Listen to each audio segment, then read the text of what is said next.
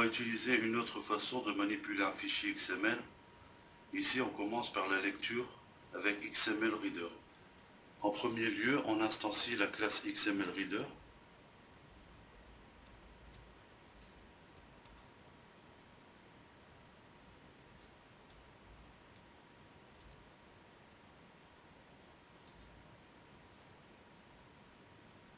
Et sur cet objet, on appelle la méthode Open, avec en paramètre le nom du fichier à ouvrir.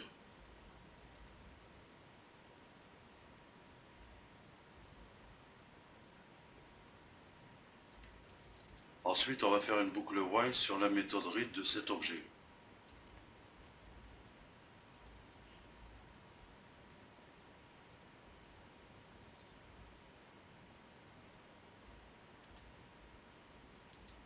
La boucle sur cette méthode va permettre de parser un à un tous les éléments du fichier XML. On va faire un test pour afficher uniquement les titres. On va faire un if pour savoir si l'élément courant est de type élément.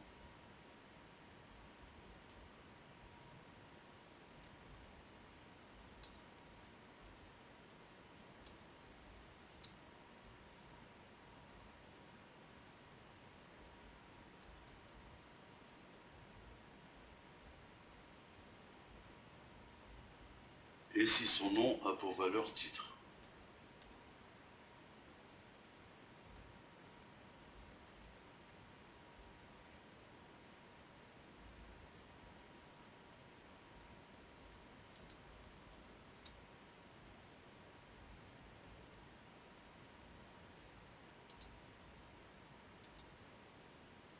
Donc si on regarde le fichier livre XML,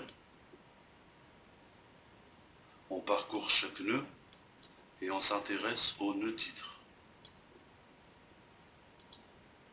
Si on est dans ce cas, on réutilise la méthode read.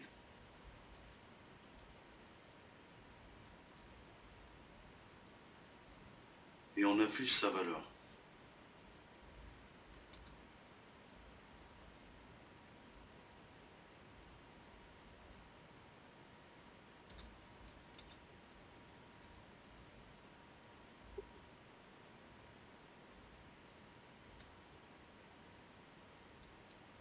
On enregistre.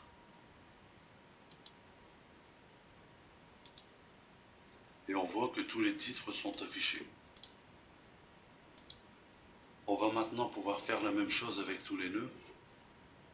On commence par le nœud livre pour récupérer les attributs. Donc je copie ça.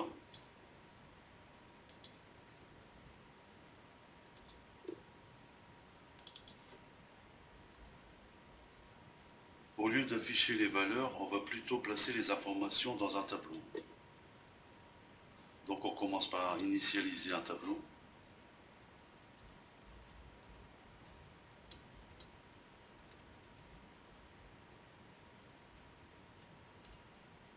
Dans le tableau dont la clé est ID, on va y placer la valeur de cette manière.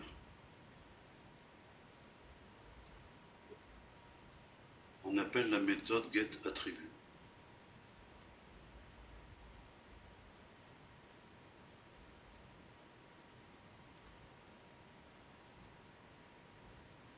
On fait la même chose avec la version.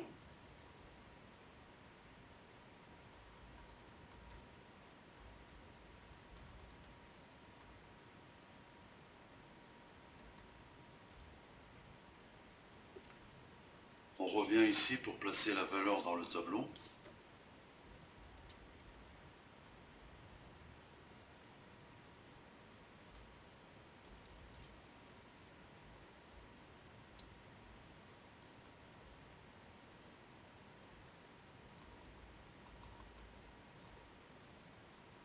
Et on fait la même chose avec l'élément prix.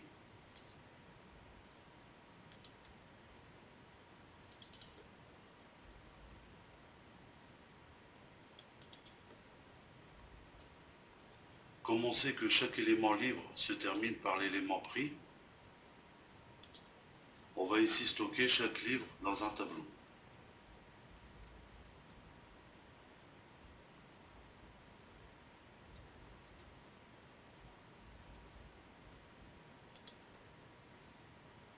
l'initialiser avant la boucle.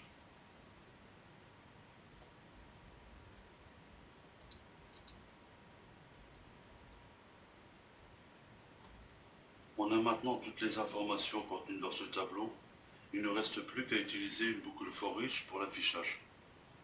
On va utiliser la boucle for each qui se trouve dans le fichier simple XML read.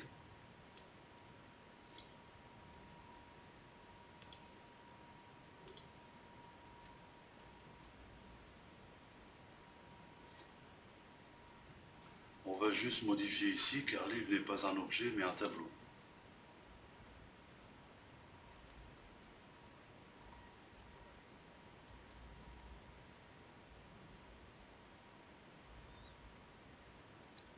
On enregistre.